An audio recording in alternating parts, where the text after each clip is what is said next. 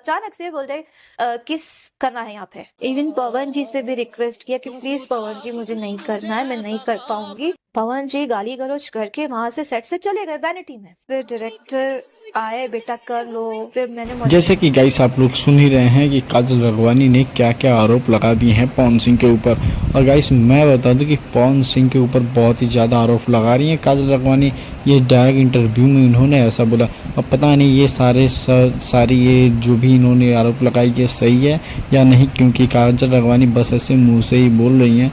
अगर कोई प्रूफ वो देती दिखाती तब उस चीज़ को माना जाता।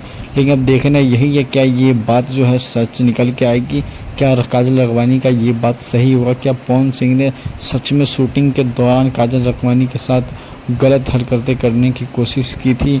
और इस चीज़ को लेकर के काफ़ी बवाल सोशल मीडिया पर मचा हुआ है। तो गाइस चलिए सब्सक्राइब कर लीजिए हमारे चैनल को, फिर मिलते हैं अगले वीडियो में कुछ न्यू खबर लेकर।